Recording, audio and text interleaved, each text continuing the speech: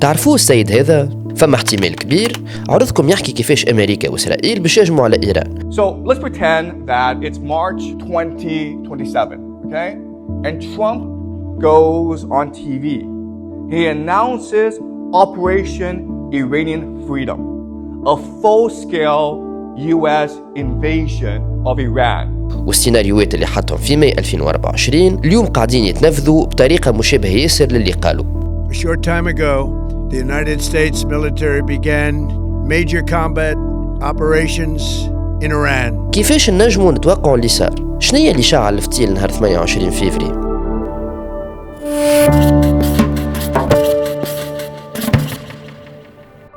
هات نبداو بالسياسة الخارجية الأمريكية. من اللحظة اللي تولى فيها ترامب الرئاسة في ولايته الثانية، نتنياهو كان أول مسؤول أجنبي يقابله نهار 4 فيفري 2025، وأكثر واحد يقابله نحكيو على 7 مقابلات في تقريبا عام بركة، هذا بخلاف الاتصالات الهاتفية اللي بيناتهم وبخلاف المرة اللي مشى فيها ترامب لتل أبيب. والشيء هذا يبين اللي أمريكا قوات تحالفها مع إسرائيل أكثر من أي دولة أخرى في العالم. You are the greatest friend Israel has ever had in the White House. اللي خلينا نستنتجوا أنه أمريكا تساند زاد إسرائيل في أهدافها الحربية ضد إيران.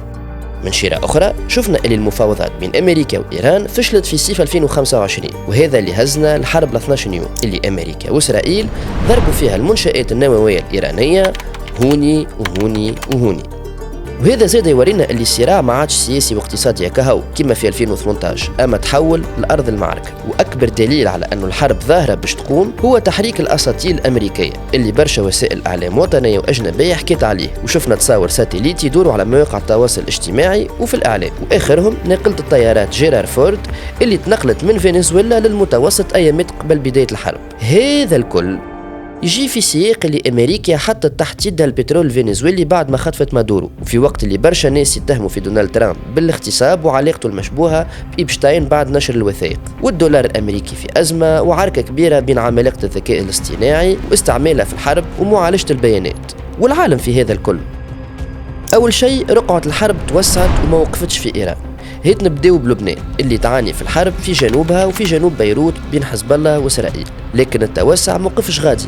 الإمارات، البحرين، قطر، الكويت، العراق وحتى السعودية وتركيا وصلوا لهم صواريخ ودرونات إيرانية، خاصة في القواعد العسكرية الأمريكية والمنشآت البترولية والاستراتيجية اللي تتسبب في خسائر كبيرة لهم وللدول اللي تشري من عندهم. نحكيو على سوم بريل النفط نقز من $67 أيامات قبل بداية الحرب لأكثر من $105 في أقل من شهر.